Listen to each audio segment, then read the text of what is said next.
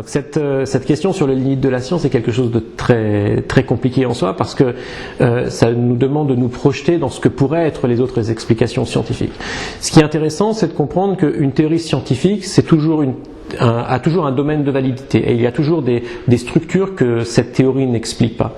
Alors là, il y a quelque chose, c'est bien parce que en anglais je pouvais pas le dire, mais ça en français je peux le dire, c'est qu'il y a une très belle citation d'un philosophe allemand qui s'appelle Jonas Kohn, qui, fin du 19e siècle, qui se posait la question de la limite de la connaissance. Il était de l'école kantienne. Et il disait que finalement, l'esprit humain, il y a deux moteurs à l'esprit humain. D'une part, on a l'aspect fini de ce que l'on peut expliquer. Il disait, aussi bien en allemand qu'en français, dans le mot comprendre, understand, il y a le mot prendre, to take en anglais. Donc on comprend, on saisit ce dont on est capable de déterminer les limites, les bords. Et donc toute théorie physique va avoir des limites parce qu'il y a des choses qu'elle ne peut pas expliquer. Les structures mathématiques que l'on utilise dans cette théorie ne peuvent pas être expliquées par la théorie elle-même. Les constantes ne peuvent pas être expliquées par la théorie dans laquelle elles apparaissent. D'autre part, il semble, la propriété infinie de notre esprit à questionner et à s'étonner. Et à chaque fois qu'un modèle va arriver, on peut toujours se demander pourquoi ce modèle a ces structures. Et ce que Jonas Kohn conclut, c'est qu'il y a toujours une pression de cette imagination infinie sur l'aspect fini de ce que les théories sont capables d'expliquer. Donc si on suit ce raisonnement, on a l'impression qu'il n'y a pas de théorie ultime, parce qu'il y a toujours un moment où on va devoir avoir une structure sous-jacente. Et si c'est le cas, peut-être qu'il n'y a pas de limite dans la connaissance scientifique en principe. Le problème, c'est que quand on fait de la science, en particulier de la physique, une théorie n'est pas juste une construction, c'est aussi une construction que l'on veut valider, et en particulier par l'expérience. Et là, la question se pose de savoir jusqu'à quel point nos progrès technologiques nous permettent de distinguer différentes explications de différents phénomènes.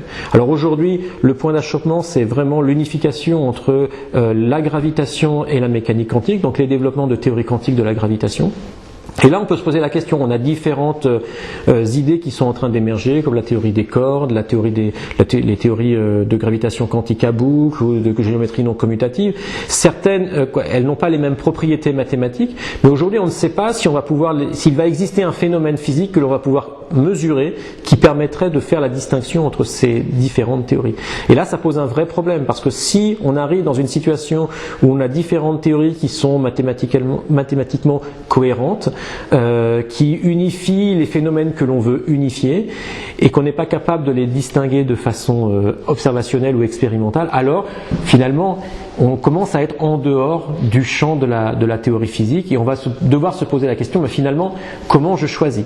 Et là, ça va probablement reposer sur une nouvelle façon de penser la science, ou alors peut-être un abandon simplement de l'explication scientifique. Donc il n'est pas clair que toute explication à la fin sera scientifique. Je pense que c'est toujours important de savoir exactement quels sont les buts de la science, de dire on a des questions, ces questions-là on peut les répondre avec des théories scientifiques, et il y a des questions que l'on ne peut pas répondre avec des théories scientifiques.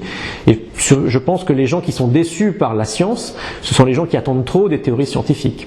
Je pense que les chercheurs, eux, savent exactement quelles sont la portée de leurs théories, ce qu'ils peuvent en faire. Bien sûr, ils espèrent toujours avoir des théories de plus en plus unifiées, avec de moins en moins d'hypothèses, mais on sait qu'il y aura toujours des hypothèses à la fin. Donc il y aura toujours des choses qui resteront non expliquées.